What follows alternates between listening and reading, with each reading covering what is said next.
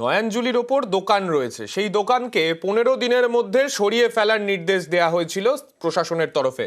প্রতিবাদে কালনা পান্ডুয়া মোড়ে রাস্তা অবরোধ করলেন দোকানদারেরা।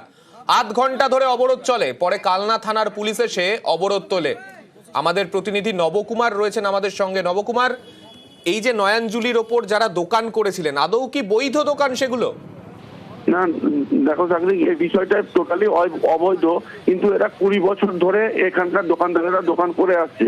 কিন্তু কিছুদিন আগে ওই নয়াঞ্জলির ওপরে নতুন করে দোকান বসাতে গিয়ে একটা বিবাদ সৃষ্টি হয় গোষ্ঠী টিএমসির সাথে এবং বিজেপির, এবং তার পরবর্তীকালে ওখানে বিএলআরও টোটাল ওখান থেকে নিষিদ্ধ করে দেয় যে কোনো রকম দোকান বসবে না। স্থানীয় পঞ্চায়েত, যে কল্যাণপুর পঞ্চায়েত থেকে নোটিশ জারি করা হয়েছে যে এইখান থেকে সমস্ত টং তুলে ফেলতে হবে।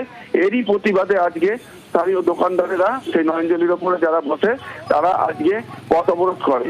কিন্তু স্থানীয় প্রশাসন সঙ্গে সঙ্গে এসে যাওয়াতে তাদের সাথে আলোচনায় বসে এবং বলে যে এটা প্রশাসনিক স্তরে আলোচনা করে ব্যাপারটা মেটাতে হবে, এইভাবে পথ অবরোধ করে কোনো কিছু হয় না, তখন তারা ওখান থেকে অবরোধ তুলে নেয়। ধন্যবাদ নবকুমার। যে নিকাশির জন্য যে নালা রয়েছে, সেই নালার ওপর 20 বছর ধরে দোকান ছিল, সেই দোকান তুলে দেওয়ার নির্দেশ দিতেই রাস্তা অবরোধ করলেন সেই দোকানদারেরা। তাদের দাবি, তাদের দীর্ঘদিনের রুটি রুজি, সেই দোকান তুলে দেয়া যাবে না। যদিও পুলিশের তরফে ঘটনায় যখন হস্তক্ষেপ করা হয়, সেই সময় পুলিশের তরফে বলা হয় আপনারা প্রশাসনিক স্তরে গিয়ে কথা বলুন, কিন্তু রাস্তা অবরোধ কখনো সমাধান সূত্র হতে পারে না।